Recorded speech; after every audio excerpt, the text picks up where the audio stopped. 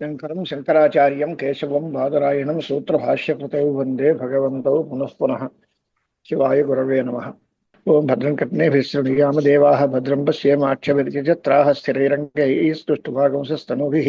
వ్యసేమ దేవహిतं యదాయుः స్వస్తి న ఇంద్రో వృద్ధశ్రవాः స్వస్తి నః పూషా విశ్వవేదాः స్వస్తి నష్టార్క్ష్యోరిష్టనేమిः స్వస్తి న బృహస్పతిర్దధాతు. ఓం శాంతి శాంతి శాంతిః.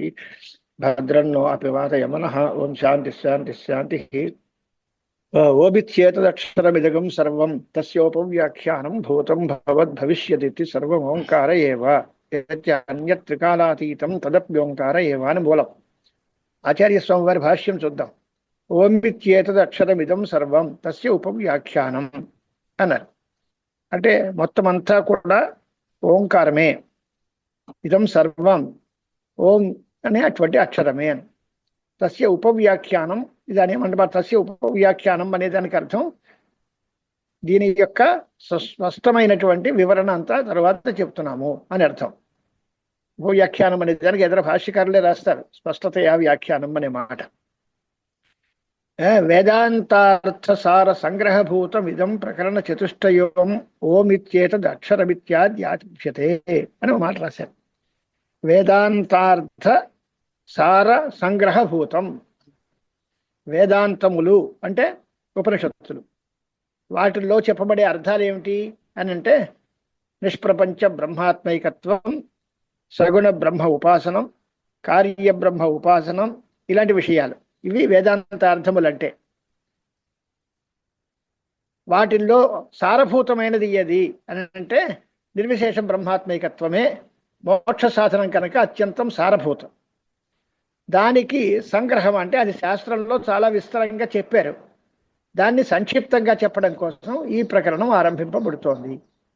అంటే ఈ మాండూక్యోపనిషత్ అనేది 4 ప్రకరణాలు కలిగినటువంటి ఒక చిన్న గ్రంథం.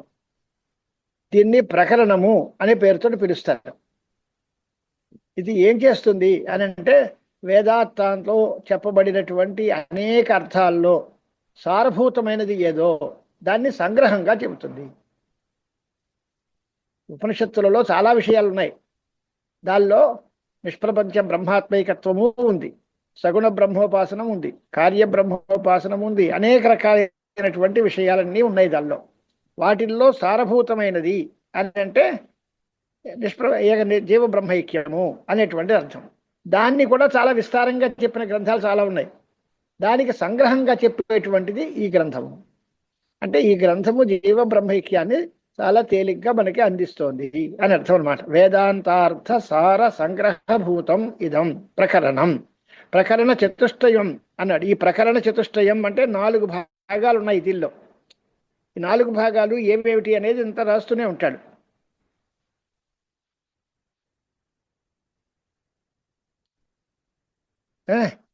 వేదాంత అర్థములు అనే దగ్గర అది ఏమేమిటి అని అంటే ఎవరు దీన్ని చదువుకోవడానికి అధికారి?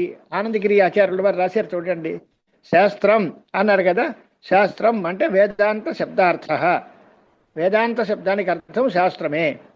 తస్య అర్థ అధికారి నిర్ణయ గురూపసదన పదార్థద్వయ తదైక్య విరోధ పరిహార సాధన ఫలాఖ్య అని మాట రాశారు. మొత్తం శాస్త్ర తాలూకు ప్రమేయం. వేదాంత శాస్త్రంలో ఏముంటాయి అని అంటే ఎవరు దీనికి అధికారి అనేది ముందు ఉంటుంది. అలాంటి వాడు గురువుని సేవించుకోవాలి అని గురూపసదనం ఉంటుంది. తర్వాత పదార్థద్వయం అంటే తత్పదార్థం త్వం పదార్థం. తత్వమసి ఇత్యాదులలో తత్పదార్థం ఉంటుంది, త్వం పదార్థం ఉంటుంది. ఆ రెండిటికి ఐక్యం ఉంటుంది, జీవ బ్రహ్మ ఐక్యం. దానిలో విరోధ పరిహారాలు ఉంటాయి. విరోధం ఉందా లేదా? జీవుడు బ్రహ్మ ఒకటే అవుతాడా? ఎలా అవుతాడు? అది ఆయన సర్వజ్ఞుడు, ఈయన కించిజ్ఞుడు, ఆయనకి ఈయనకి విరోధం ఉంది కదా, ఎలా ఒకటే ఇలా అయిపోతారు అనేటువంటి ప్రశ్నలు వస్తే దానికి సమాధానాలు చెప్పి విరోధ పరిహారం చెప్తారు.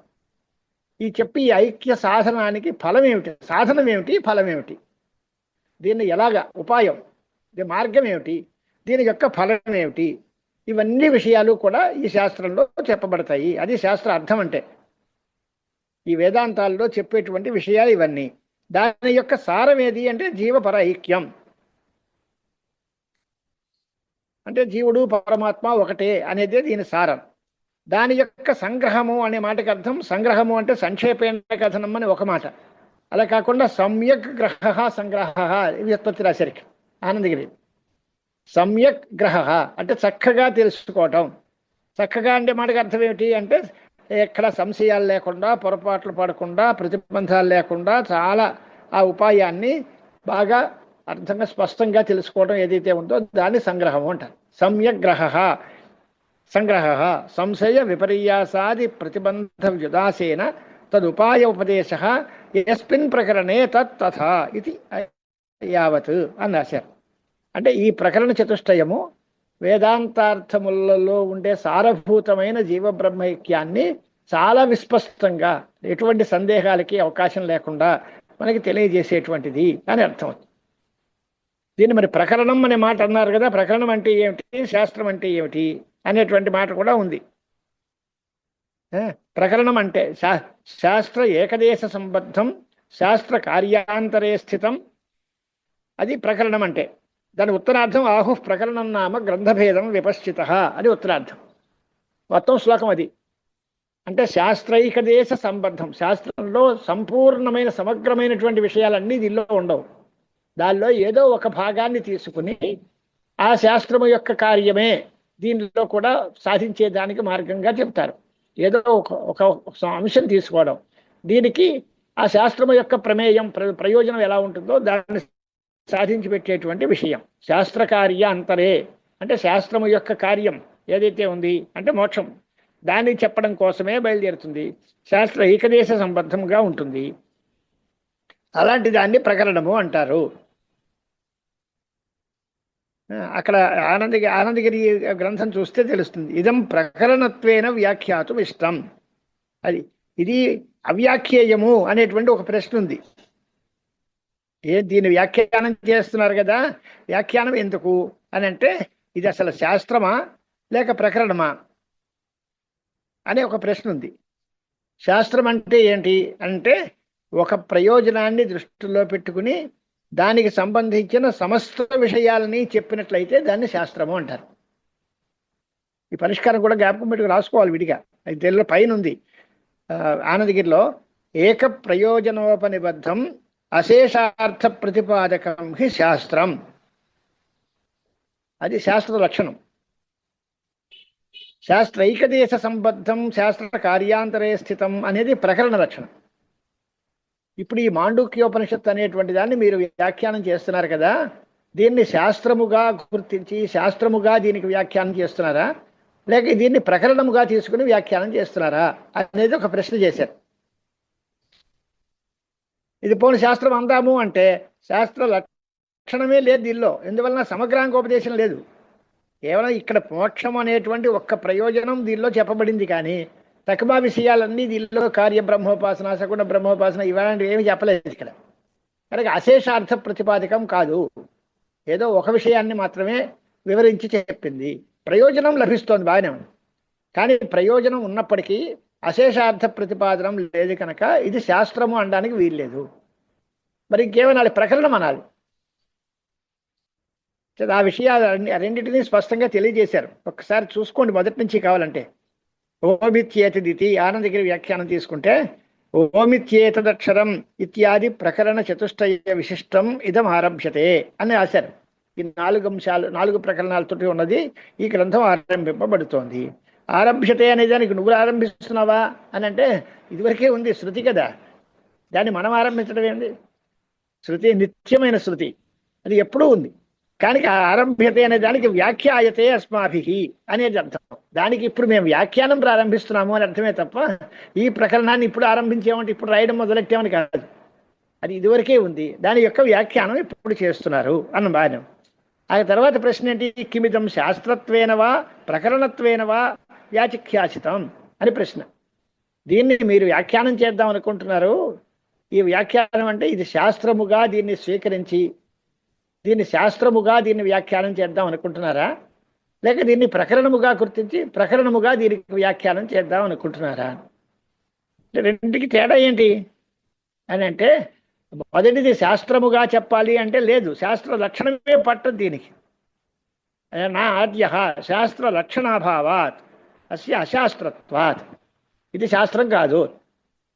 అంటే కొంత తవ్వేశారు, ఇదంతా వేదాంత శాస్త్రం అనే కదా మనం అనుకుంటున్నాం, ఇది శాస్త్రం కాదంటారు. ఏంటి అంటే శాస్త్రము అనే మాటకి టెక్నికల్గా పరిష్కారం చేశారు.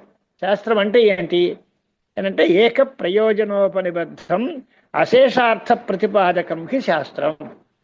ఒక్క ప్రయోజనాన్ని దృష్టిలో పెట్టుకుని ఆ ప్రయోజనానికి ఎన్నెన్ని అవసరాలో అన్నిటినీ సంపూర్ణంగా చెప్పినటువంటి దాన్నే శాస్త్రం అంటారు. ఇక్కడ దీనిలో అత్ర చ మోక్షలక్షణ ఏక ప్రయోజన వత్వేపి, మోక్షం అనే ఒక ప్రయోజనం ఉంది, రైటే, అంతవరకు ఉంది. కానీ నా అశేషార్థ ప్రతిపాదకత్వం, అన్ని విషయాలని చెప్పడం అనేది దీనిలో జరగలేదు. కాబట్టి ఇది శాస్త్రం కాదు. శాస్త్ర లక్షణమే దీనికి పట్టలేదు కనుక ఇది శాస్త్రం కాదు. పోనీ రెండోది అంటారా, ప్రకరణ లక్షణ నాభావాత్, ప్రకరణానికి లక్షణం ఏమిటి అనేది ఇక్కడ లేదు అని పూర్వపక్షి మామూలుగా అడిగాడు. దానికి సమాధానం చెప్పి ఇది ప్రకరణమే, ప్రకరణముగానే దీన్ని వ్యాఖ్యానం చేస్తున్నాము అని అర్థం చెప్పారు. అది ఇందాక చెప్పిన తర్వాత అదే ఇందాక చదువుకున్నాం కదా మనం, శాస్త్రార్థమైనటువంటి శాస్త్రార్థ సార సంగ్రహభూతం, వేదాంతార్థ సార సంగ్రహభూతం. వేదాంతము అనే దానికి ఇక్కడ శాస్త్రమే, వేదాంత శాస్త్రమే శాస్త్రం అంటే. ఈ శాస్త్రము యొక్క అర్థములు చాలా ఉంటే దాని యొక్క సారమైనటువంటి దాన్ని సమ్యక్ గ్రహింపబడేది ఈ శాస్త్రం, ఇది గ్రహణం కనుక దీన్ని ప్రకరణం అన్నాము అన్నమాట. తత్ర సారః జీవపరైక్యం తస్య సమ్యగ్రహ సంగ్రహ సంశయ విపర్యాసాది ప్రతిబంధం యుదాసేన తత్తదుపాయోపదేశః యస్మిన్ ప్రకరణే తత్తథేతి యావత్ అని రాశారు. ఈ ప్రకరణం ఇది. తథా చ శాస్త్రైకదేశ సంబద్ధం శాస్త్ర కార్యాంతరే స్థితం ఆహుః ప్రకరణం నామ గ్రంథభేదం విపశ్చితః అనేటువంటి లక్షణం దీనికి పట్టింది. కాబట్టి మొదటి ప్రశ్నకి సమాధానం వచ్చింది. దీన్ని శాస్త్రముగా మీరు వ్యాఖ్యానం చేస్తున్నారా, ప్రకరణముగా వ్యాఖ్యానం చేస్తున్నారా అనేది ఒక ప్రశ్న. దానికి సమాధానం దీన్ని ప్రకరణము అనే అంటాము, ప్రకరణ లక్షణం దీనికి పట్టింది, ప్రకరణముగా దీన్ని వ్యాఖ్యానం చేస్తున్నాము అన్నారు. ఇదం ప్రకరణత్వేన వ్యాఖ్యాతం ఇష్టం అని సమాధానం పూర్తి చేశారు. ఇది ప్రకరణముగానే వ్యాఖ్యానం చేద్దాం అనుకుంటున్నారు. ఎందువల్ల అంటే దీని ప్రకరణ లక్షణం పట్టాలిగా, అంటే నిర్గుణ వస్తు మాత్ర ప్రతిపాదకత్వాత్ తత్ప్రతిపాదన సంక్షేపస్య చ కార్యాంతరత్వాత్ ప్రకరణ లక్షణస్య చ అత్ర సంపూర్ణత్వాత్ ఇత్యర్థః. ఈ ప్రకరణ లక్షణం పట్టించాలి కదా దానికి. అంటే దీనికో నిర్గుణమైనటువంటి వస్తువుని మాత్రమే ప్రతిపాదన చేస్తున్నాము. ఆ ప్రతిపాదన సంక్షేపమే కార్యాంతరం. అంటే ఈ కార్యాంతరే స్థితం అనే మాట ఉందిగా, దాన్ని సంక్షిప్తంగా నిర్గుణమైనటువంటి వస్తువుని ప్రతిపాదించడం కోసమే ఏర్పడింది కనుక ఇక్కడ ప్రకరణ లక్షణం దీనికి సంపూర్ణంగా పట్టింది. అయిపోయింది. ఇక రెండో ప్రశ్న ఏంటి, అసలు మీరు మామూలుగా ఈ గ్రంథం రాస్తున్నారు కదా, దీనిలో అసలు విషయం ఏమిటి? ఏ విషయము లేకపోతే దీనికి వ్యాఖ్యానం ఎందుకు? మీరు చెప్పబోయే ఈ ప్రకరణంలో జీవపరైక్యం చెప్తారు, అది కుదరదు. శివుడికి పరమాత్మకి ఐక్యం కుదరదు. అలాంటి విషయం లేనటువంటిప్పుడు నిర్విషయం కనుక ఈ శాస్త్రానికి వ్యాఖ్యానం ఎందుకు అనే ఒక ప్రశ్న వస్తుంది. ఆ ప్రశ్నని లేవతీశారు మళ్ళీ. ప్రకరణత్వేపి నిర్విషయత్వాది ప్రయుక్తం అవ్యాఖ్యేయత్వం ఆశంక్య ఆహా. నిర్విషయం కనుక అంటే దీనిలో మీరు చెప్పడానికి తగినటువంటి విషయం ప్రసిద్ధం కాదు, లేదు. ఆ విషయమే లేకపోతే ఈ గ్రంథం అనవసరం, దీనికి వ్యాఖ్యానం అవసరం లేదు. మీరు చెప్పబోయేది జీవపరైక్యాన్ని చెప్పే గ్రంథం అన్నారు, అదే కుదరదు, జీవపరైక్యమే లేదు అనేటువంటి ప్రశ్న వచ్చి ఇది వ్యాఖ్యానింపదగినది కాదు అనే ఒక ప్రశ్న చేస్తే దానికి సమాధానం కోసం అతయేవ ఇత్యాదిన ఆరంభించారు. అతయేవ నా పృథక్ సంబంధాభిధేయ ప్రయోజనాన్ని వక్తవ్యాని అనమాట. ఇది వేదాంతార్థ సార సంగ్రహభూతమైన ప్రకరణము. ఈ 4 భాగాలు ఉంది. యోమిత్యేతదక్షరమిదం సర్వం అని ప్రారంభం చేశాము అన్నారు. ఆరభ్యతే అంటే వ్యాఖ్యాయతే అనే దానికి అర్థం రాశారు. అతయేవ నా పృథక్ సంబంధాభిధేయ ప్రయోజనాన్ని వక్తవ్యాని. దీనికి ఏదైనా ఒక గ్రంథం మీరు ప్రారంభిస్తే దానికి దానిలో చెప్పబడేది ఏది, దాని ప్రయోజనం ఏది, దానికి సంబంధం ఏది, దాని అధికారి ఎవరు అని అనుబంధ చతుష్టయం అనే మాట వస్తుంది కదా. దానిలో విషయం కావాలి, ప్రయోజనం కావాలి, సంబంధం కావాలి, దానికి అధికారి ఎవరో చెప్పాలి, ఇలాంటివన్నీ మామూలుగా ఉంటాయి కదా. మీరు ఏమీ ప్రారంభించకుండా మొత్తం మీరు చేతదక్షరం అని ప్రారంభించేశారు.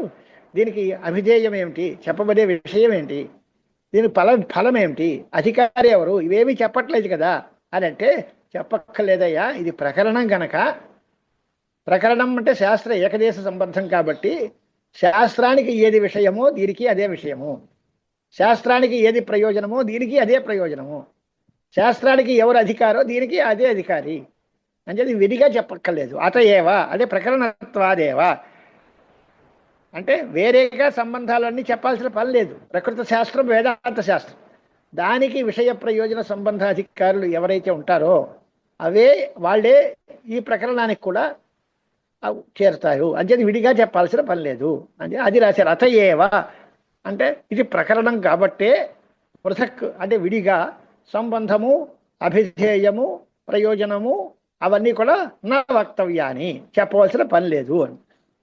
యాన్యేవతు వేదాంతే సంబంధాభిధేయ ప్రయోజనాన్ని తాన్యేవ ఇహ భవితుమర్హంతి అని భాష్యం. వేదాంత శాస్త్రంలో ఏవైతే విషయాలు, ప్రయోజనాలు, సంబంధాలు ఉంటాయో అవే ఇక్కడ కూడా ప్రయోజనం, విషయం, సంబంధం అన్నీ అవుతాయి. కనుక యాన్యేవతు వేదాంతే సంబంధ అభిధేయ ప్రయోజనాన్ని ఏవైతే ఉంటాయో దానిలో సంబంధము, దానికి అభిధేయము, దానికి ప్రయోజనము అవే ఈ ప్రకరణానికి కూడా అవుతాయి అని రాశారు. అని అంత బాగానే ఉంది. ప్రకరణం చెప్పినప్పుడు మీరు వ్యాఖ్యానం చేసేవాళ్ళు చెప్పాలిగా,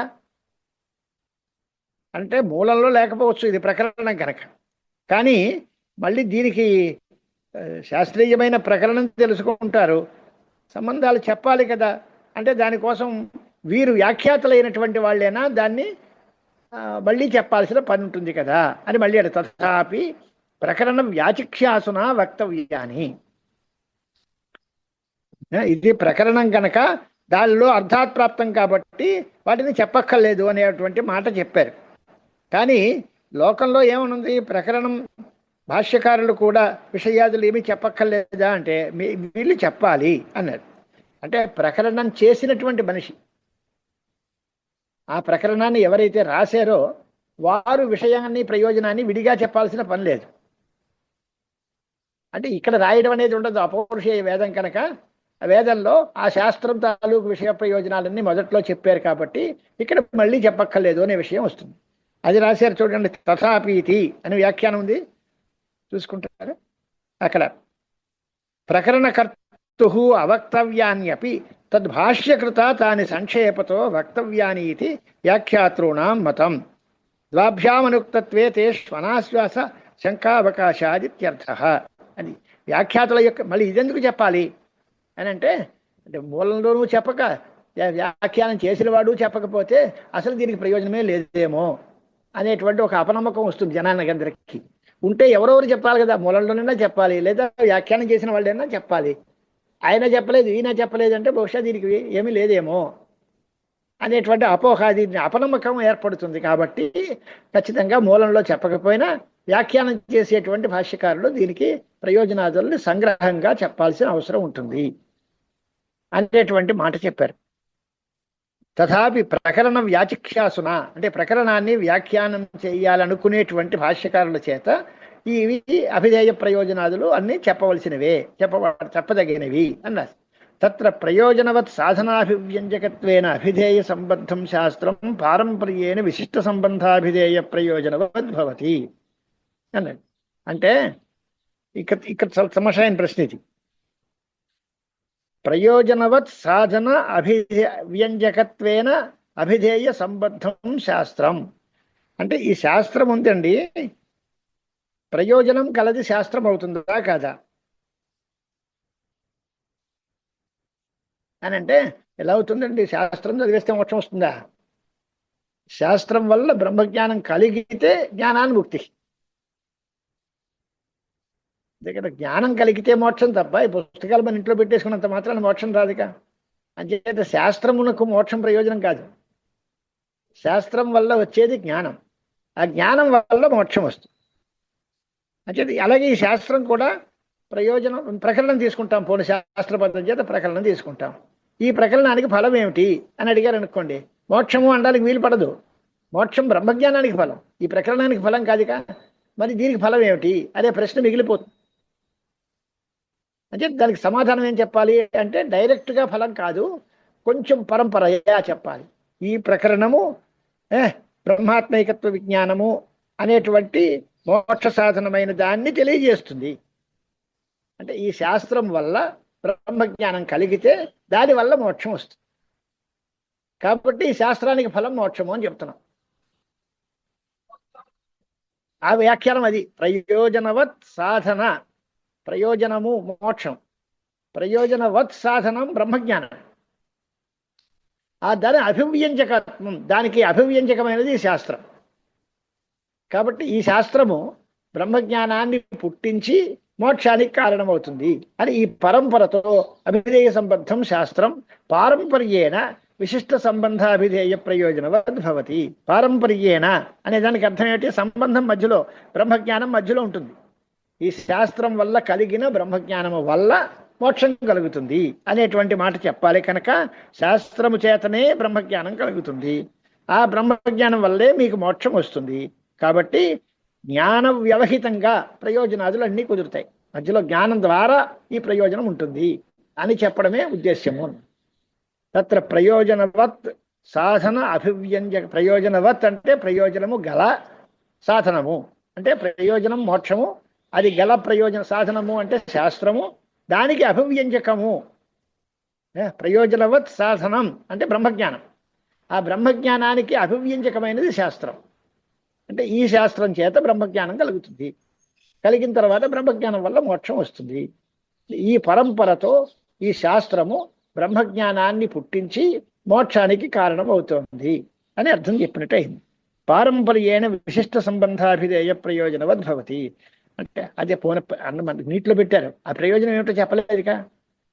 ప్రయోజనము గలది, దాని యొక్క సాధనము, ఆ సాధనాన్ని ఇది అభివ్యక్తం చేస్తుంది అని అందరు జనరల్గా చెప్పారు. కిం పునస్తత్ ప్రయోజనం ఉచ్యతే. ఆ ప్రయోజనం ఏమిటి అంటే చెప్తాను వినన్నారు. రోగార్థస్యేవ రోగ నివృత్తవు స్వస్థత.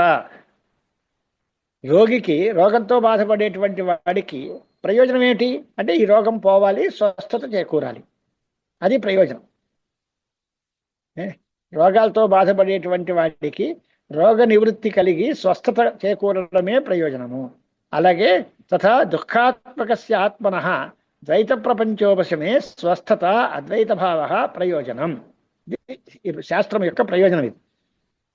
దుఃఖాత్మకస్య ఆత్మనః, దుఃఖాత్మకస్య ఆత్మనః అనే మాటకు అర్థం ఏంటి? దుఃఖరూపమైన ఆత్మట. దుఃఖాత్మకమైన ఆత్మ అంటే దుఃఖాత్మకం అవుతుందా ఆత్మ అంటే? ఈ ఆత్మకి ఏ సంబంధం కనుక వచ్చినట్లయితే ఆ సంబంధము సంసారానికి కారణమైతే ఆ ఇదంతా కూడా దుఃఖం రూపంగా ఉంది. కాబట్టి దుఃఖమైనటువంటి సంసారముతో బాధపడేటువంటి వాడికి అని అర్థం. ఆత్మకి లేనే లేదు దుఃఖం. కానీ ఈ ఆత్మ దుఃఖం ఎప్పుడు కలుగుతుంది అంటే స్వ అవిద్యా ప్రసూత అహంకారాది ద్వైత ప్రపంచ సంబంధాత్ ఆత్మని దుఃఖము ఆరోప్య అని రాస్తారు. అవిద్య దాని చేత కలిగినటువంటి అహంకారాదులు మొదలైనటువంటి ద్వైత ప్రపంచముతో సంబంధం ఏర్పడింది ఆత్మకి. ఒరిజినల్గా ఆత్మకి దుఃఖం అనే ప్రసక్తే లేదు. నిత్య సుఖస్వరూపం ఆత్మ. అంచేత ఆత్మకి దుఃఖాత్మకస్య ఆత్మనః అని ఎలా రాస్తారు అని అంటే ఆత్మ ఒరిజినల్గా దుఃఖం ఏదో సంబంధమే లేదు. కానీ అవిద్య వల్ల కలిగిన నిరతిశయ ఆనంద స్వరూపం ఆత్మ అయినప్పటికీ అవిద్యా ప్రయుక్తమైనటువంటి అహంకారాది ద్వైత ప్రపంచంతో సంబంధం ఏర్పడడం వల్ల ఆత్మ యందు దుఃఖం వస్తుంది. అంచేతనే అహం దుఃఖి. అలాగే సుఖం మయా ప్రాప్తవ్యం, నేను పొందాలి, సుఖాన్ని పొందాల్సి ఉంది. నేను సుఖస్వరూపుడైనా కానీ నేను సుఖాన్ని పొందాలి అనుకుంటున్నాను. నేను దుఃఖంగా ఉన్నాను అనుకోండి, రెండో అబద్ధమే. దుఃఖంగా ఉండటము అబద్ధమే, సుఖం పొందాలనుకోవడము అవసరం లేదు. కానీ అది అవిద్య చేత, అజ్ఞానం చేత, ద్వైత ప్రపంచ సంబంధం వల్ల కలిగినటువంటిది. అలాంటి వాటికి పరమ పురుషార్థం లభించాలి అంటే సమస్త విధమైన అనర్థములు తొలగిపోయి నీవు పరమానంద స్వరూపుడివి అనేటువంటి స్వభావం చెప్పాలి. అదే శాస్త్రీయమైన ప్రయోజనము అనే మాట. కిం పునస్తత్ ప్రయోజనం అంటే దానికి తథా దుఃఖాత్మకస్య ఆత్మనః ద్వైత ప్రపంచ ఉపశమే స్వస్థత అద్వైత భావ ప్రయోజనం. ఎందువల్ల అనంటే ద్వైతభావము అనేటువంటి ద్వైత ప్రపంచము అవిద్యాకృతము. అజ్ఞానము చేతనే ప్రపంచమంతా ఏర్పడింది. ఆ అజ్ఞానము చేతనే ప్రపంచం ఏర్పడి ప్రపంచ సంబంధం వల్లే నీకు దుఃఖం అనుభవంలోకి వస్తోంది. కనుక ఆ దుఃఖాన్ని పోగొట్టాలంటే ఏం చేయాలి? ఈ అవిద్యను తొలగించాలి. అవిద్యను తొలగించాలి అంటే అది విద్య చేతనే సాధ్యపడుతుంది. కనుక ఆ విద్యని ప్రకాశింపజేయడం కోసం ఈ శాస్త్రం బయలుదేరింది.